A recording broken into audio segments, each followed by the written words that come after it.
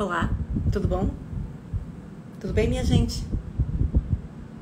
Estão me ouvindo?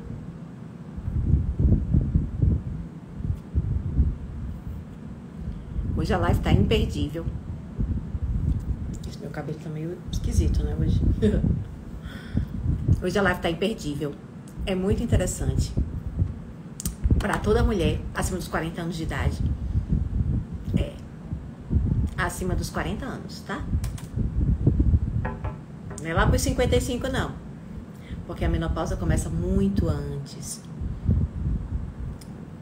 Muito antes do que a gente imagina.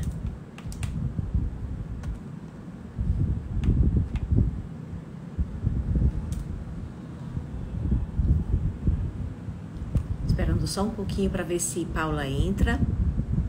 A gente hoje vai conversar com Paula. Ah, ela já tá aí. Deixa eu ver se eu consigo falar com ela.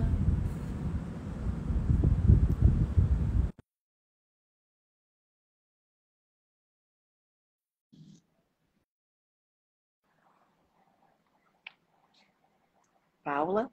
Ai, sempre o Instagram. Instagram sempre dando um Boa suspensezinho, né? noite. Boa noite. Boa noite, pessoal. Prazer enorme estar aqui novamente, participando, né, de uma live maravilhosa com a doutora Patrícia. Sempre um prazer enorme. Hoje vai ser bem interessante.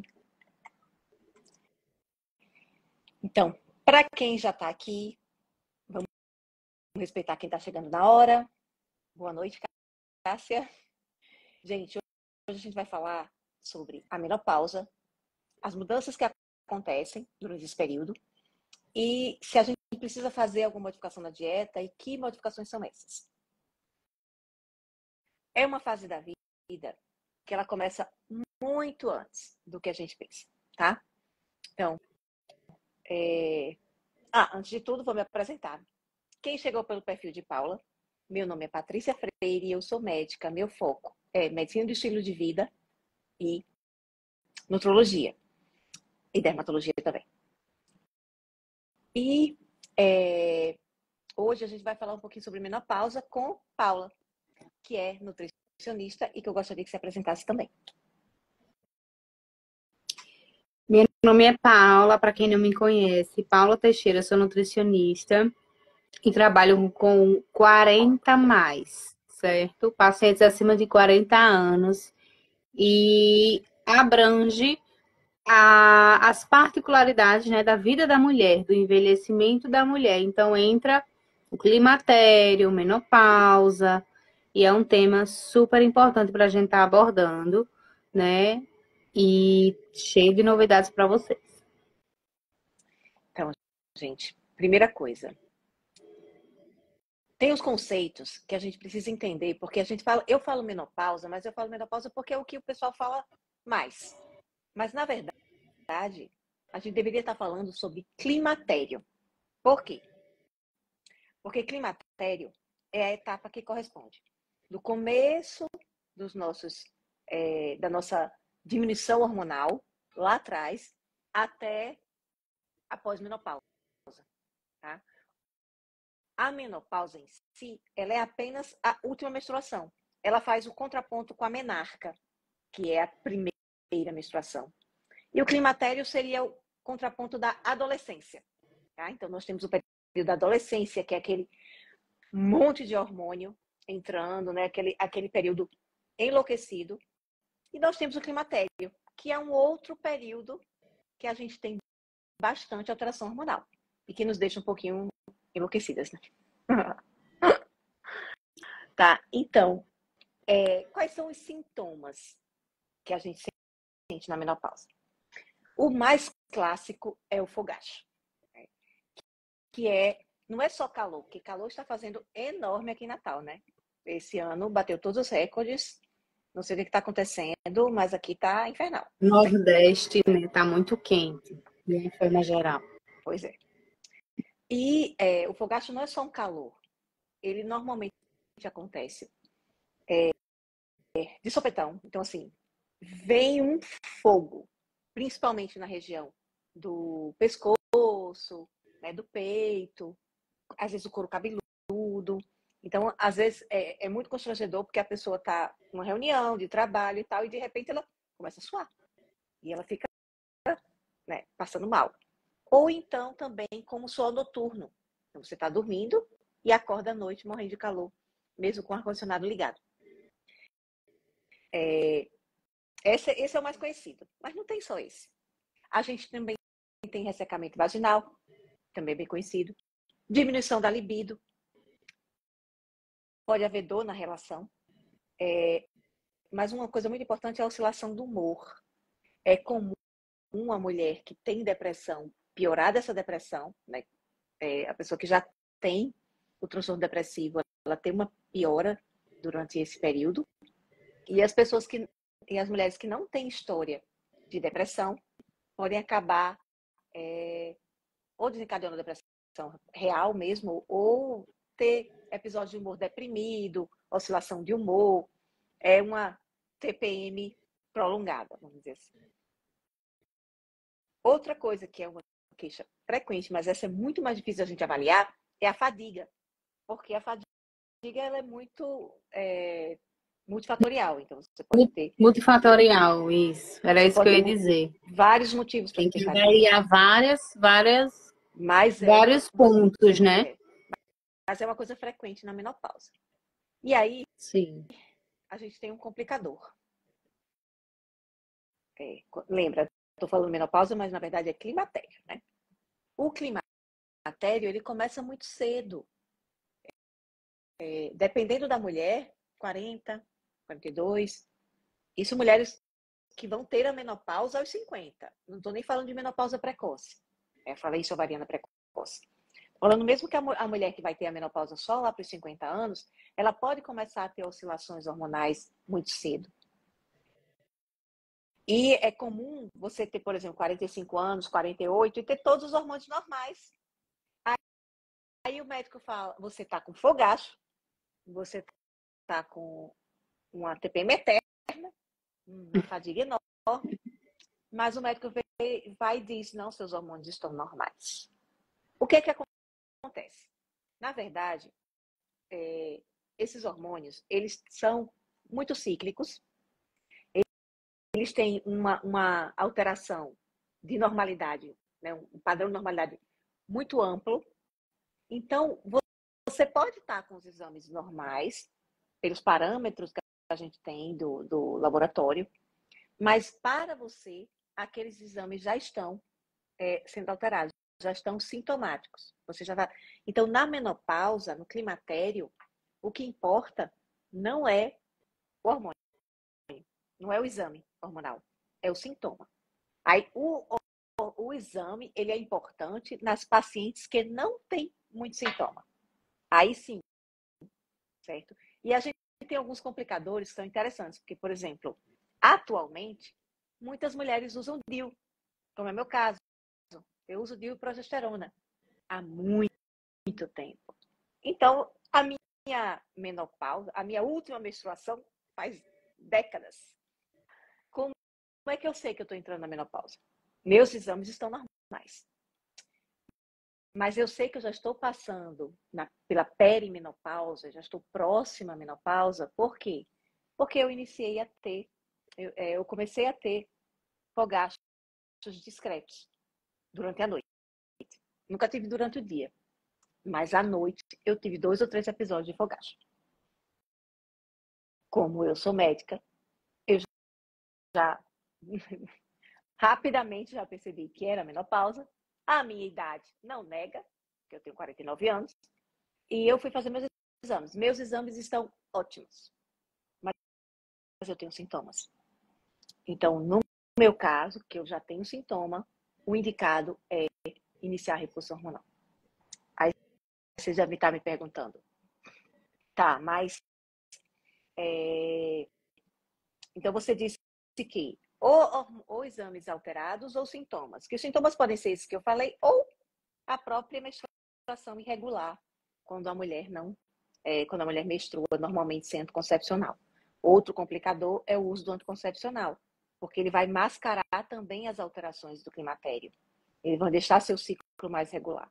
Então, se você usa DIU de progesterona, você não cicla. Se você usa anticoncepcional, você cicla artificialmente pelo anticoncepcional. Então, realmente, como é que eu vou saber que eu estou na menopausa? Sintoma. Se eu não tenho sintoma nenhum, aí a gente só vai se preocupar, a gente vai se preocupar realmente quando você tiver alterações hormonais. Mas, normalmente, as mulheres já têm sintoma a partir dos 45 anos, mesmo quando a menopausa, para ela, ocorre só a partir dos 50, 51. Aí você vai dizer... É muito importante, né, doutora Patrícia, fazer uma avaliação não só dos exames laboratoriais, que são os exames de sangue, né? Sim. Também a parte dos sintomas, né? Fazer uma avaliação clínica dos sintomas, né? Dos pacientes, das mulheres, em todas as idades, mas principalmente, né? Como a gente está falando agora aqui, a partir dos 40, 45, que muitas vezes existe até a questão da menopausa precoce, né? Dos sintomas antes do período ali que é comum, né? Então, é muito importante vocês, mulheres, se auto-observarem. O que é que eu sinto? O que é que tá me incomodando? Como é que tá meu sono? Como é que tá a minha fadiga? Tá muito exacerbada? Então, assim, se observe, né? Como a doutora Patrícia falou, muitas vezes os exames podem estar ali nos Sim. parâmetros normais, né? Porém, os sintomas do dia a dia não estão. Então, assim, as queixas, os sintomas são muito importantes vocês relatarem na hora de realizar uma consulta nutricional, consulta médica, porque faz toda a diferença para a gente poder ir investigar como é que está como é que está acontecendo essas mudanças hormonais. Sim. Um detalhe que eu não falei também é padrão de sono. O padrão de sono é muito importante. O sono ele fica mais irregular e se a mulher tem fogacho noturno, aí ele fica muito comprometido. Muito, E aí, muito comum. além de você... Qual é a função da terapia hormonal? Além de melhorar os sintomas, ela tem muitas outras funções. Então, por isso que a gente trata mesmo a paciente assintomática. Se os hormônios estão alterados e ela está assintomática, a gente também trata. Então, a gente trata hormônio normal com sintoma e hormônio alterado sem sintoma. Por quê? A terapia de reposição hormonal, ela melhora a massa óssea, ela protege a perda óssea que a gente tem com a perda hormonal, melhora os sintomas depressivos. Existe uma dúvida ainda, a gente ainda não tem certeza, mas o Alzheimer ele é muito mais comum na mulher. Então, existem algumas investigações em relação à importância hormonal, da queda hormonal no Alzheimer. Então, alguns estudos mostram que você melhora os sintomas do Alzheimer, você previne o Alzheimer com a terapia hormonal.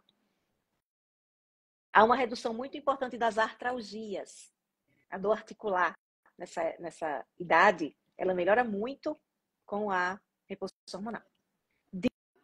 Diminui o risco de câncer de cólon, que é um câncer que está cada vez mais frequente, cada vez mais pessoas jovens. E um detalhe aí, ó, atenção, meninas. A terapia hormonal reduz o risco de evolução para DM2, para diabetes tipo 2. Então, a mulher que faz uso da reposição hormonal, ela diminui a chance de evoluir para diabetes. Por quê? Porque é uma melhora metabólica. Tá? Então, isso é muito interessante. Aí a primeira coisa que a gente pergunta, e as contraindicações? Estão cada vez menores. Tá? Cada vez menos a gente contraindica a terapia hormonal. Câncer de mama. Só é contraindicação câncer de mama na mulher, não nos parentes. Tá? Então, se você tem mãe ou irmã, que são mãe ou irmã com câncer de mama aumenta a probabilidade de você ter câncer de mama, mas não é uma contraindicação para a terapia hormonal, tá? E prima, tia, aí não é contraindicação mesmo, tá? Câncer de mama na própria pessoa no passado, eu não tenho coragem de fazer. Mas já tem alguns estudos mostrando que não é contraindicação absoluta, tá? É só o câncer de mama ativo. Porque, na verdade, o que acontece em relação à terapia hormonal e câncer de mama? Olha que importante. A terapia hormonal, ela não aumenta a incidência de câncer. A gente achava que sim, mas não aumenta. A terapia hormonal, o que faz é, nos hormônios sensíveis a estrógeno, eles aumentam, tá? Então, somente nos cânceres responsíveis ao hormônio feminino. Tromboembolismo venoso. Tromboembolismo venoso de repetição é uma contraindicação. Tromboembolismo no passado não é uma contraindicação absoluta. Então, por exemplo, você na gravidez, há 30 anos, teve uma trombose venosa. Ou numa cirurgia que você fez de um acidente de fêmur, né? Ficou acamada por um acidente, quebrou o fêmur, e aí teve uma trombose. Isso não é contraindicação absoluta para a terapia de reposição hormonal. É contraindicação quando a pessoa tem algumas alterações específicas que levam a tromboembolismo. Boa noite, pessoal. Tem um monte de gente dando boa noite, então boa noite para vocês todos. Boa noite, sejam bem-vindos. Estamos falando agora sobre a reposição hormonal, que ainda há muitas dúvidas, né, entre as mulheres, há muito medo, muitos mitos. A doutora Patrícia está desmistificando e esclarecendo muitas informações a respeito da terapia hormonal, que é muito válida nesse período, né? E que vale a pena vocês tirarem as dúvidas agora. Aproveitem. Isso. Podem perguntar quando tiver alguma dúvida. Melhorando os sintomas da menopausa, fogacho, irritabilidade, fadiga, insônia, libido e também outras questões voltadas para a saúde, né? Reduzindo o risco de diabetes tipo 2. Nessa fase também é muito comum, faz parte do processo, a tendência das mulheres a aumentarem o colesterol sanguíneo, certo? E é um risco aí a doenças cardiovasculares, né? E com a reposição hormonal e uma dieta balanceada, a gente consegue reduzir esse risco. É importante reduzir o consumo do excesso de gordura saturada da alimentação. Então, optar pelas carnes e aves e peixes, sempre as partes mais magras, né? Com menos gordura. Isso. As aves, optar pelo peito, né? Evitar coxa, sobrecoxa, asa e pele, que são as partes que contêm mais colesterol. Esse negócio do frango. Optar pelos peixes, que é uma gordura mono e polissaturada. A carne vermelha, optar pelos cortes mais magros. Isso é muito importante para evitar que esse colesterol ele aumente muito. Pode falar, doutora Patrícia. Sim, então. Aí, eu estava falando das contraindicações. Então, são muito poucos. Então, é câncer de mama ativo, câncer de ovário e útero ativos, alguns riscos cardiovasculares, dependendo do caso, porque a reposição hormonal ela melhora algumas coisas, mas tem um período de transição, então, dependendo do problema cardíaco, às vezes a gente não faz. Doença hepática ativa e sangramento vaginal. Olha, são muito poucas as contraindicações. E aí, vamos para agora, por que tem que ter uma dieta específica? Principalmente por causa das alterações metabólicas. O que acontece? Quando a gente envelhece, a gente tende a aumentar o peso. E aí eu quero fazer uma ressalva. Nós achávamos que a gente gradativamente diminuía a taxa metabólica basal, ou seja, aquela taxa, aquela É aquela energia que a gente gasta para estar vivo. Separadão lá. Quanto é que você gasta de energia? A gente achava que com o tempo a gente perdia diminuía esse gasto energético e por isso engordava. Até os 60 anos não há perda nenhuma e após os 60 ela é muito baixa. Mas a gente realmente engorda. Por quê? Aí tem duas coisas. Primeira coisa é comportamental. Com a idade, a gente se mexe menos e nosso lazer é mais comer. Se você tem por volta dos 40 anos, é um adulto jovem, você deve lembrar que quando você tinha 20, você era muito mais ativo, você fazia muito mais exercício, sua diversão era dançar, correr, pular, passear e tal. Hoje, você faz muito menos atividade física, o seu dia a dia é mais parado, você não pega mais ônibus, né? Ficou aqui. Não pega ônibus, só anda de carro para todo canto, não vai para casa de ninguém, fica em casa o dia todo. Então, o movimento é muito menor. Você perde movimento. Então, e come muito mais. E comidas muito palatáveis. Então, esse engordamento que a gente tem com a idade não é pela taxa metabólica basal. Mas, na menopausa, existe um complicador, que são as alterações metabólicas da nossa perda dos hormônios femininos. Vocês sabem que a gordura feminina é uma gordura mais saudável. A mulher tende a ter uma composição corporal com mais gordura do que o homem. Por quê? Porque a gente faz bebê, né? A gente tem neném, né? Então, a gente precisa de mais gordura do que o homem. Então, nós naturalmente somos mais gordinhas, né? Temos a composição corporal um pouquinho mais gordinha. E quando a gente engorda mais ainda, a gente tende a engordar um padrão ginoide, que é gordura no tecido subcutâneo, bunda e coxa. O homem, ele engorda na barriga.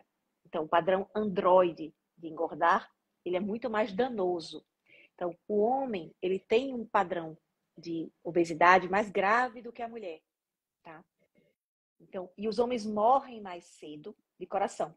Não só por causa da obesidade, mas eles sempre morreram mais cedo de coração, mesmo antes da obesidade. Por quê?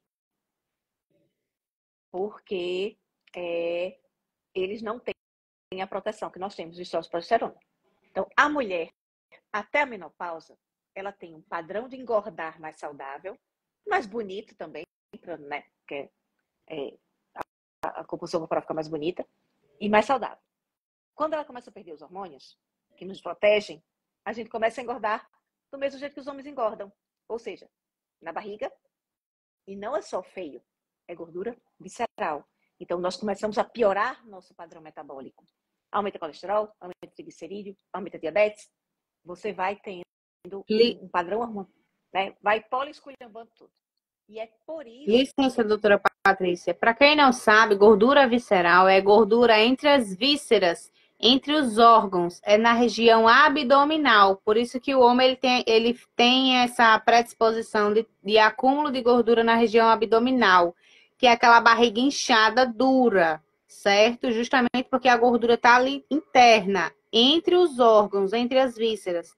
Essa gordura é super prejudicial, essa gordura ela aumenta o risco de doenças cardiovasculares, né? Então, é justamente essa gordura que a doutora Patrícia está falando. Sim. Antes da gente prosseguir, vou só responder as perguntas, senão vai, né? Endometriose profunda descoberta aos 49 anos. Vale a pena fazer uso de hormônio para interromper a menstruação?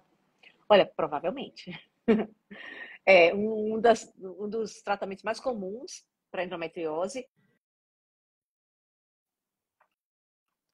é a... Menina, esqueci de ligar o celular aqui, peraí. É a parada da menstruação. Inclusive, a gente usa o Dilmirena, nos casos mais tranquilos. Agora, se ela é muito grave, aí talvez nem isso seja suficiente, tá? Você precise fazer mais alguma coisa além disso. Menina, pronto, calça. Precisa fazer mais alguma coisa além disso, mas provavelmente você vai ter que interromper a menstruação. E acho que alguém tinha perguntado, mas sumiu. Ah, tá aqui. Especialmente da carótida média intimal contraindica a reposição hormonal. Só essa informação isolada, não. Mas você vai precisar passar por uma avaliação cardiológica mais detalhada, sim. Bem, pronto. Eu acho que é isso. Então, acho que a gente pode passar, então, para as especificações metabólicas, né? Para realmente por que a gente tem que fazer uma dieta diferente. Aliás, não é que ela seja tão diferente, mas assim, a gente vai ter que ter um pouquinho mais de cuidado nessa fase da vida. Não é isso?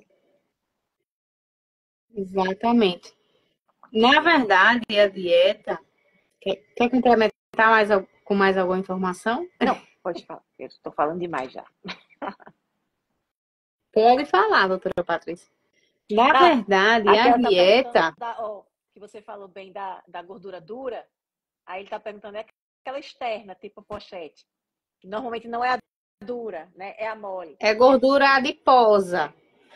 Essa é do é a tecido gordura adiposa que a gente chama.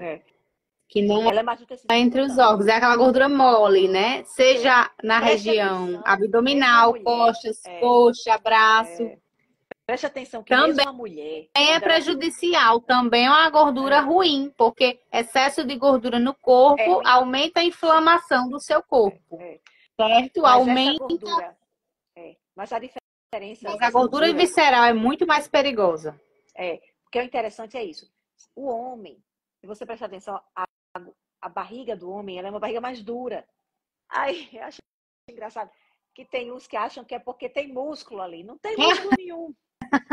Exatamente. Ela é dura porque a gordura está dentro, é uma bexiga.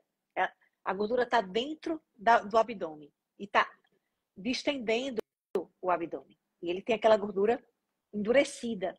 A mulher, mesmo quando ela é barrigudinha, ela tende a ter uma gordura na barriga mole, mais saudável. Então, se o homem buchudinho reclamar menos perigosa. Você vai ter que dizer, a minha gordura pelo menos é mole. É muito melhor. Gordura mole é melhor que gordura dura. Com certeza. Existe até uma avaliação física bem básica. É a avaliação de circunferência, cintura, quadril. A gente faz uma aferição com a fita métrica, verificando ali o valor da circunferência da cintura, que é pegando aquela região ali do umbigo, fazendo, né, a cintura, a região do umbigo, e do quadril. E a gente coloca ali num cálculo de um parâmetro de risco de gordura cardiovascular.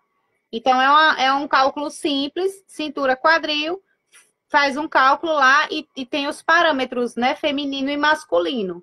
E na avaliação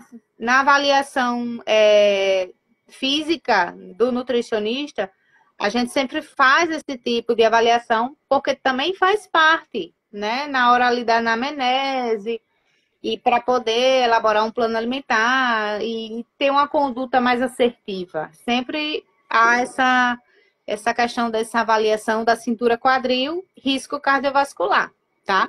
Mas lembrando que a gordura, excesso de gordura corporal, mesmo essa gordura adiposa, que é a gordura mais molinha, ela é menos prejudicial, mas ela ainda é também prejudicial, porque excesso de gordura, excesso de tecido adiposo, aumenta a inflamação do corpo, aumenta o fator inflamatório, tá? Então, aumenta ali o risco de doenças crônicas, né? Diabetes, hipertensão, dentre outras alterações metabólicas, estruturais também, né? Acaba sobrecarregando ali as articulações, o excesso de peso, e é bem mais complexo, né? Mas vamos falar agora da parte sobre a menopausa. E o que é muito comum no consultório?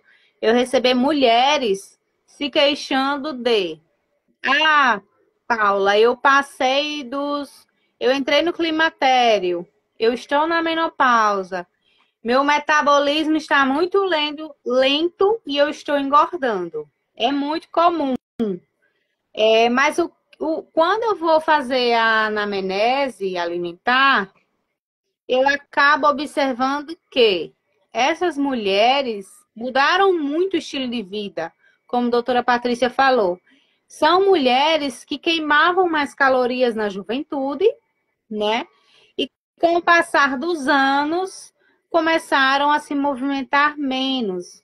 Então, o gasto energético do dia a dia reduziu muito e está consumindo muitas calorias através dos alimentos. E esse excesso de caloria vai para onde?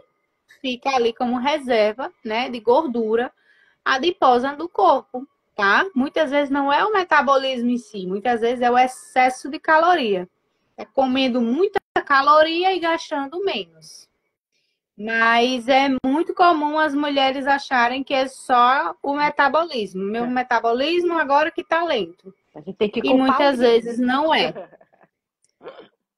E o quê? A gente tem que culpar alguém, né? Sim. A culpa é do metabolismo. É. E outra coisa, também desmistificar, certo? Que existem alimentos, especiarias como canela, café não, a cafeína em si, é, pimenta, algumas especiarias, né, fitoterápicos e etc., que vão ter uma ação no seu metabolismo, porém uma ação suave, vamos dizer assim, não é nada muito significativo, não vai fazer milagre, tá? Muitas vezes tem uma ação anti-inflamatória, né? Utilizar ali a canela no café, na, na banana, por exemplo, no dia a dia. Utilizar a cafeína, por exemplo, com moderação, né? Para dar ali mais disposição. A própria pimenta também. Mas esses alimentos que são indicados para acelerar o metabolismo, eles têm um efeito muito sutil. O que é, Paula, que tem um efeito muito significativo no metabolismo? A prática regular de atividade física. Então, se você pratica atividade física regularmente, com frequência que eu digo, 5 vezes por semana, né? Não é aquela coisa de você ir 2 vezes, não. É ter uma boa frequência ali semanal. E uma atividade física é, é, moderada ali, intensa, né? Nada de Ela treino vai exausto. realmente ter um bom efeito no seu metabolismo. E voltando aí para os alimentos, é muito importante vocês, mulheres, né, que estão entrando nesse período, manterem a hidratação adequada do corpo, porque consumindo pouca água vai piorar essa retenção de líquido corporal, né? Então, as mulheres, elas já possuem uma tendência, né, a acumular muito, tem uma probabilidade, Sim. uma tendência de acumular líquido, né, retenção de líquido nos membros inferiores. É muito comum, inclusive na avaliação física no consultório eu observo isso. Então é aquele inchaço, aquela retenção nos membros inferiores, quadris, coxa, panturrilha, né? E essa retenção muitas vezes dói. Não é só aquele aspecto que a paciente não gosta. Ah, eu não gosto porque eu estou inchada. Mas muitas vezes dói, Destrói. causa um certo desconforto e até atrapalha, muitas vezes, a atividade física. Paula, hoje eu não fiz a minha atividade física porque eu estava com as pernas muito inchadas, estavam doloridas. Aí eu pergunto: você bebeu água? Você bebeu a quantidade correta de água que eu recomendei? Que existe uma quantidade correta de água para consumir durante o dia, de acordo com o seu peso corporal. É um cálculozinho de 35 ml vezes seu quilo de peso corporal, que dá X ml ao dia. E esse resultado, se você for praticar atividade física, ainda tem que aumentar, somar aí em torno de 500 ml a 1 litro a cada hora de treino, certo? Então, assim, se você mulher consome pouca água, você vai urinar menos, vai ficar muito retida, né? E essa retenção acaba atrapalhando ali, promovendo um Uhum. mal-estar, fica É. E um dolorido, um detalhe desconforto. interessante que aumenta a retenção hídrica. Não é só o sal, não, gente. É a própria síndrome metabólica com o aumento da insulina, ela tende a aumentar não só a retenção hídrica e o edema, como também a pressão arterial. Então, uma maneira da gente diminuir a pressão arterial, além de diminuir o sal, é diminuir também a síndrome metabólica. Diminuir a ingestão total de calorias, equilibrar o metabolismo, né? Diminuir a resistência à insulina. Então, quando você diminui a resistência à insulina, você tende a baixar mais a pressão. Quando você melhora sua resistência à insulina, sua pré-diabetes, a sua diabetes, quando você diminui a glicemia, se você tem diabetes, e a glicemia melhora, você diminui a sua pressão também. E seu edema. Olha só. Como é importante. Tá? Pois Isso é muito então, importante. assim, a insulina aumenta. Então, teoricamente, a gente não tem isso aqui direto, mas teoricamente o sal também aumenta a pressão. O sal não, o açúcar. Porque ele também aumentaria a liberação de insulina. Entendeu? Então, não é só o sal que aumenta a pressão. E também não é o açúcar diretamente. É você ter resistência à insulina. Tá? E é cada vez mais comum receber em consultório mulheres com resistência à insulina, né? E cada Nesse vez período. mais jovens. Muito comum. Cada vez mais comum. Outra coisa também, cuidado com o excesso de... Eu falei da cafeína. Cuidado, mulheres, nesse período climatério, menopausa. Cuidado com o excesso de café. Muito comum as mulheres ficarem tomando muitas xícaras de café durante o dia para poder render, trabalhar, ter mais disposição. Muitas vezes mascarar um sono deficiente, um sono de má qualidade, uma noite ruim de sono, uma insônia. Então, muita cafeína durante o dia. Esse excesso de café vai piorar a ansiedade, né, de vocês. Esse excesso de café pode mascarar até outros sintomas também relacionados a essa fadiga, se essa fadiga está se tornando crônica. Então, cuidado com o excesso de café. Outra coisa também, excesso de café vai piorar também os fogachos, certo? Excesso de cafeína, tá bom? Então, tenham essa atenção. Falei sobre hidratação, que é muito importante. A proteína. Falei sobre a cafeína, proteína. De suma importância. Com o passar do envelhecimento, é super comum vocês consumirem menos proteína e mais carboidrato. Eu digo muito no consultório, carboidrato é muito fácil consumir. Todo mundo gosta, é palatável, é fácil de encontrar, molinho, né? É saboroso. Então é uma praticidade muito grande. Todo mundo, carboidrato não tem dificuldade, é uma facilidade. Agora, proteína, com o passar do tempo, a gente começa a comer cada vez menos proteína. São vários fatores, né? Tanto a questão das papilas gustativas, quando a gente fala em palatável, a gente fala sobre a língua, que tem os receptores de sensibilidade para o sabor. Então, essas papilas gustativas, a gente acaba pela percepção do sabor para o doce, para o salgado, a gente acaba optando, os pacientes acabam optando pelos alimentos mais industrializados, né? Que possuem mais carboidrato, mais açúcar, mais sódio. E esses alimentos mais naturais, vamos dizer assim, né? E os alimentos ricos em proteína, que são ovos, os animais, de forma geral, mas as partes mais magras, que possuem mais proteína. Nas aves são o peito, possui mais proteína do que a coxa, sobrecoxa, asa, por exemplo. Os cortes mais magros da carne vermelha, né? Então, vai possuir mais proteína. Os peixes. Então, esses alimentos, leite e derivados, iogurte, né? De preferência o iogurte natural, porque ele é de fato mais natural. Optar pelo iogurte sem corante artificial, sem açúcar, né? Aquele mais simples. Ou até a coalhada mesmo, eu indico muitas vezes. Então, são alimentos ricos em proteína que, com o passar dos anos, as pessoas têm a tendência de consumir menos. E as mulheres, principalmente, acabam optando mais pelos carboidratos. E essa redução de proteína vai impactar na parte muscular, porque o músculo ele precisa do substrato energético proteico para sua manutenção. Então, quando você não consome, né, vai interferir na hipertrofia e na manutenção dessa massa magra. E aí, lembrando que com a idade a gente tende a perder músculo e osso. Só que isso não é inexorável. A gente acaba perdendo músculo e osso porque também a gente não colabora, tá?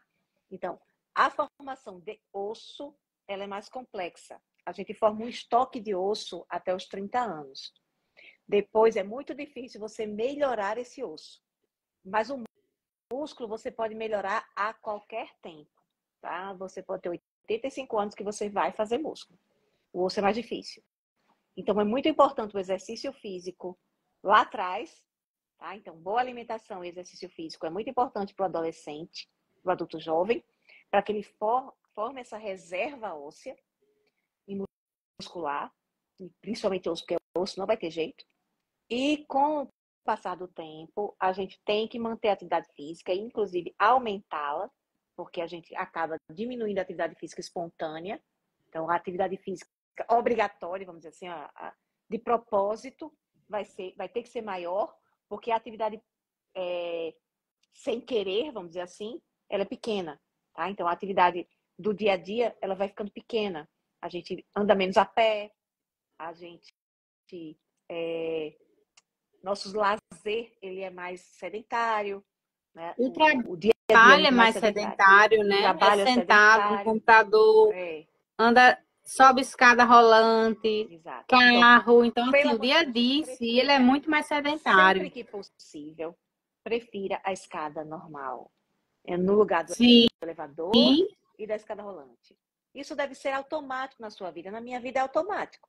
Eu olho o elevador, eu olho a escada. também Eu vou faço pela isso. escada, tá? É automático na minha vida. Pode ser na sua também. É só começar. Não vai ser automático amanhã. Mas se você começar a ter esse hábito, com o tempo ele vai se tornar automático. E aí, a gente precisa de um treino pesado e aí a gente precisa de um aporte proteico grande para que a gente possa fazer esse músculo, certo? Sem músculo não existe osso. Então, você vai conseguir preservar a massa óssea que você tem e você vai poder produzir músculo fazendo exercício físico e comendo proteína. Tá? Exatamente. É muito importante o aporte proteico. Não, normalmente, o que é que acontece? As pessoas, se você come muita porcaria, você pode até conseguir comer a proteína adequada, pelo menos a proteína mínima, mas às custas de muita caloria. Então, esse é o grande problema. Se você não prioriza a proteína, na ecologia nutricional, a gente tem uma teoria, vamos dizer assim, né? Uma hipótese, já foi bem estabelecida, modelo animal, que os mamíferos têm uma fome específica, tá? Então, a gente tem fome de proteína. Se você come carboidrato e não come proteína, a gente vai comer mais, certo? Então, se você comer muita porcaria, você até pode chegar na proteína, mas vai ser engordando. Se você prioriza a proteína, você pega logo o estoque de proteína, você resolve logo o seu problema e você sacia mais. Tá? Então, priorize a proteína, não só para fazer músculo, mas também para não engordar ou emagrecer, se for o caso. Né? Exatamente. Então, assim, a proteína, ela tem uma função muito sacietógena, né? Ela promove ali uma saciedade. Então, é importante consumir proteína em todas as refeições, né? Distribuir entre as refeições, que vai lhe proporcionar aí mais saciedade, consequentemente, você está acima do peso, precisa diminuir esse peso corporal, essa porcentagem de gordura, então precisa inserir proteína em todas as refeições. Além de toda uma dieta balanceada, claro, de forma individualizada, aumentar o consumo dos vegetais. das frutas com bagaço, casca, evitar suco de fruta, evitar os alimentos mais industrializados, os alimentos de padaria, bolo, bolacha, né? Que é tudo à base de farinha refinada branca.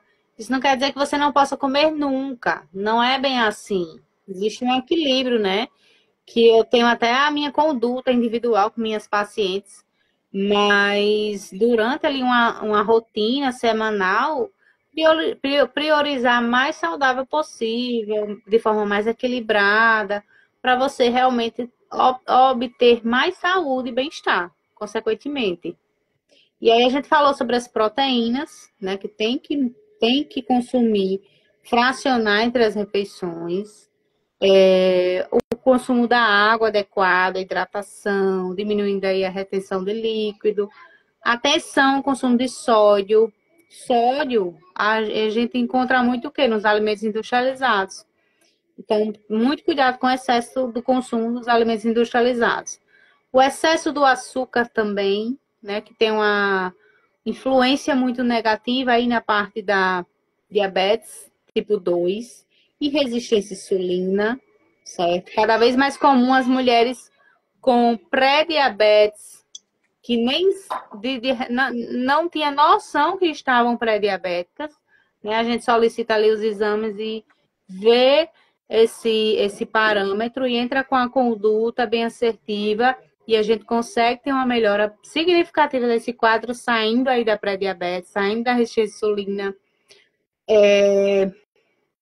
Falei também, sim, a questão óssea, que a doutora falou, doutora Patrícia. É muito importante a questão da densidade mineral óssea. Atenção, mulheres. Tem que fazer uma avaliação periódica da densidade mineral óssea, porque há uma predisposição muito grande de osteoporose entre as mulheres nesse período. Então, tem que fazer esse acompanhamento, uma alimentação rica em cálcio, né? Conforme a sua individualidade, claro. Mas, se precisar suplementar, os suplementos, a maioria, atualmente, possuem uma boa associação de cálcio com vitamina D, com magnésio. Então, são combinações bacanas com vitamina K2. Então, combinações bacanas ali que vão melhorar a biodisponibilidade e a absorção desse cálcio e direcionar para a parte óssea. Então, a atenção ao cálcio é muito importante. Sim. Estão perguntando aqui sobre o pão. Não vi, deixa eu ver. Ela disse que eu amo pão. É Alemarques, não sei como é, não sei se é Alessandra, né? Eu amo pão. Você costuma recomendar algum que tenha mais nutrientes que o pão francês? Então, eu gosto muito de conversar um pouquinho dessa parte psicológica com o paciente também. Quando vocês me falam que eu amo pão, eu amo determinado alimento, eu amo. Aí eu vou conversar com o paciente, entender por que você está me falando que você ama, certo? E acabar mudar um pouquinho esse paradigma dessa sensação de prazer muito grande com esse alimento em específico, tá bom? Porque a gente precisa encontrar o prazer no alimento, mas não de forma tão exacerbada. Isso aí é um pouquinho complexo, que eu gosto de trabalhar em consultório, porque ajuda muito no processo de emagrecimento, no autoconhecimento, entender por que está fazendo aquelas escolhas alimentares. E eu não quero demonizar o pão, certo? Porém, cuidado com o excesso desse consumo de pão branco, né? Da farinha branca refinada ali, que é uma caloria que a gente chama de caloria vazia, que não tem nutrientes, micronutrientes, vitaminas, minerais, né? Então, o pão, ele é composto basicamente por carboidrato, certo? E não tem nutrientes. Outra coisa, esse carboidrato também não tem fibra, ele é rapidamente digerido e você não vai obter uma sensação de saciedade. Então, logo em seguida, você vai ficar com fome novamente, tá? Eu costumo fazer, não proibir, mas eu costumo fazer com minhas pacientes organizar a semana, vamos dizer assim, e colocar em dias pontuais, reduzir o excesso desse consumo. Mas qual seria o mais recomendado? O pão integral. Aquele pão que você consegue ler o rótulo, que é 100% integral, tá? Ele é mais recomendado porque vai ter as fibras. As fibras são importantes. Um pão A integral de fibra fermentação natural, né? de preferência, né? Se você encontrar, é melhor ainda, né? Mas esse pão que vai ter 100% fibra, ele vai proporcionar uma melhor saciedade, vai controlar seu índice glicêmico, vai melhorar o seu trânsito intestinal. Então, é uma melhor opção, certo? Mas eu também preciso avaliar outras questões. Mas, assim, uma tem que ver. recomendação básica é essa. Assim, o que acontece? Às vezes, existem alimentos que a gente não come porque eles vão nos nutrir. A gente come porque a gente ama, certo? E às vezes dá para colocar na dieta, mesmo na dieta de emagrecimento, sem ser um furo, sem ser um... Dá para colocar na dieta alguns alimentos. O pão, ele realmente ele não tem muito nutriente, mas, por exemplo, meio pão francês, daqueles bem caseiros mesmo, né? Que é o pão francês, farinha de trigo, a água, o tal, não é aquele pão de forma industrializado. Um pão francês normal, na chapa, meio pão francês, tem 70 calorias, 80 calorias, tá? Então, assim, não vai estragar sua dieta, certo? Mas é sabendo que aquele alimento você está comendo porque ele é gostoso, não porque ele vai lhe trazer nenhum nutriente.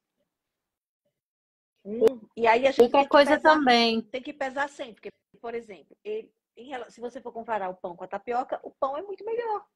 E o que é que eu vejo hoje? O pessoal comendo tapioca. Ai, eu quase infartei. Paciente comendo, o paciente diabético tipo 2, totalmente descompensado. Aí ele, não, doutora, eu não como pão não, só como tapioca. Eu digo, meu Deus do céu. E alguém mandou ele fazer isso, coitado.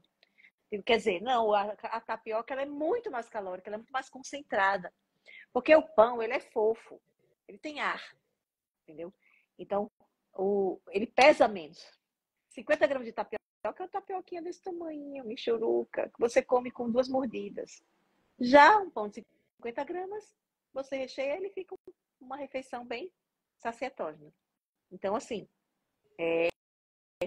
a gente tem que fazer essas avaliações, tá? O pão não vai ser um alimento. É igual aquela história de dizer, não, qual é o sal melhor? Sal, você não usa sal para você ter nutrição no sal. Você usa o sal para temperar. Então, não qualquer sal, não importa o sal, porque não faz diferença. Tá? Então, o açúcar. Qual é o melhor açúcar? Tudo é açúcar. Você não vai conseguir, não, porque o açúcar mascavo tem 2 gramas, sei lá, de não sei o quê. Não é essa a intenção do açúcar. O açúcar é para adoçar mesmo. E ele não tem nenhuma função, assim, nobre, metabólica.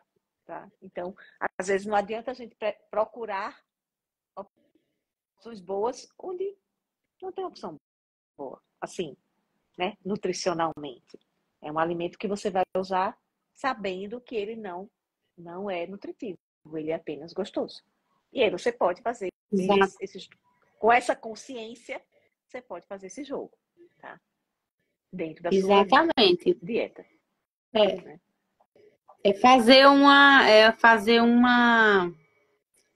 Montar, né, um plano alimentar ali, por exemplo, no café da manhã, se for inserir esse pão francês, tem que entender quantas calorias ele tem, associar ali a um ovo, porque vai ter a albumina do ovo, que é uma proteína. Então, quando você junta nessa refeição proteína com fibra, aí vai inserir ali, por exemplo, uma fruta, um mamão com chia, né? Ainda vai acrescentar ali a semente de chia. Então, aquela carga glicêmica dessa refeição e o processo de digestibilidade dessa refeição, ele vai se tornar mais lento, vamos dizer assim. O carboidrato, ele também vai ter uma absorção mais lenta, consequentemente, um menor pico de insulina, porque vai ter proteína, vai ter fibras, né, da fruta, fibra da semente de chia, por exemplo. Então, acaba que essa refeição ela tem um equilíbrio melhor, e uma absorção melhor do que você, por exemplo, consumir 3 Só com pães manteiga. francês puros, né? Ou então só com queijo e presunto. O impacto do lado ruim, né? Do malefício desse pão vai ser muito maior. Se você comer 3 pães com queijo e presunto e nada de proteína, nada de fibra, nada Só de manteiga. fruta, Só com entendeu? manteiga. Então, Ai, meu Deus. pão com manteiga. Então, essa avaliação da refeição em si também é importante. Muda muito o contexto da carga glicêmica, do consumo desse carboidrato, da forma que ele é absorvido. Em relação à caloria da tapioca que a doutora Patrícia falou, eu até tenho uma tabelinha que eu sempre mando para minhas pacientes, que é as calorias da tapioca e sua gramatura, a gramatura da tapioca e as calorias, do pão francês, as calorias, a gramatura, do pão integral de forma, da manteiga. Então, assim, as pacientes, quando olham, elas muitas vezes se espantam, né? Nossa, Não vale a é pena. só essa colherzinha de goma que equivale a tudo isso de caloria. Então, eu podia comer muito mais pão, sabe? Então, elas ficam bem espantadas. E os meus pacientes, de fato, se está pré-diabético ou diabético, eu realmente digo, evite, não é para consumir tapioca, porque dá muito pico de insulina. Muitas É vezes muito o paciente difícil. passa mal depois que come, porque sobe muito a glicemia. Quando vai verificar, tá alta. É. É muito comum. Gente, faltam 2 minutinhos para as 8. Voou. Então, pessoal, a parte da alimentação é optar por comida de verdade. O que é isso? Comida mais natural, mais saudável possível, né? De forma mais equilibrada, de acordo com a sua individualidade, o que você precisa. Mais vegetais, saladas, né? Folhas, folhosos, consumir proteína, né? Os animais cortes magros, as aves, o peito, né, das aves, não necessariamente o frango, mas o peito, ovos, peixe, né, que tem uma gordura maravilhosa, que é o ômega 3, super importante, saudável, excelente para o sistema cardiovascular, cerebral e hidratação, a quantidade correta, uma boa noite de sono, ajustar se necessário, algumas estratégias para ajustar esse sono, né, de suplementação, ou apenas a higiene do sono, que são hábitos importantes para a gente ter uma noite de sono mais saudável, você conseguir realmente passar por todas as etapas do sono, até entrar ali no sono REM, que é um sono mais profundo. Nesse sono profundo é muito importante para a gente ter uma melhor função cognitiva neural no dia seguinte, menor irritabilidade, menor produção do hormônio grelina, que está relacionado à fome. Então, o sono é muito importante, um sono de qualidade. Então, desconectar aí das telas, né? Smartphone, televisão, luzes artificiais, isso é a higiene do sono.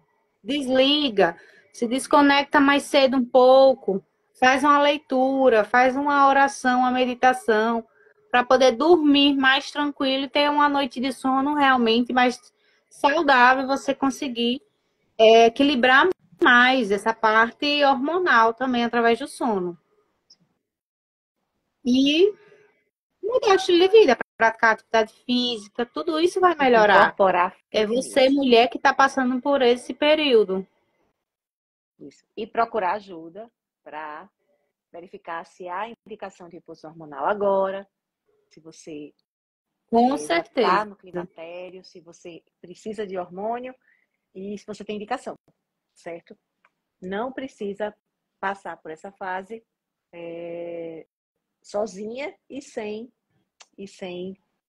as medidas farmacológicas que, graças a Deus, nós temos hoje. Exatamente. Então, gente, É um benefício que se tem hoje, né? pois é. As mulheres que fazem a terapia hormonal, de reposição hormonal, têm uma qualidade de vida totalmente diferente e nunca que voltam atrás. Enfim, então, como a doutora Patrícia falou, tem toda uma segurança, né? Procurando um bom profissional, de fato. A doutora Patrícia. Exatamente. Vale a pena você ver essa parte de se já está na hora de fazer reposição, tá, gente? Muito obrigada, Paula, por ter aceito o convite. Eu que Obrigada agradeço. a todo mundo que participou. E vamos lá, que já é 8 horas, 1 hora já a gente conversando aqui. Muito Boa obrigada, noite, gente. pessoal. Boa noite. Tchau. Obrigada. Obrigada, doutora Patrícia.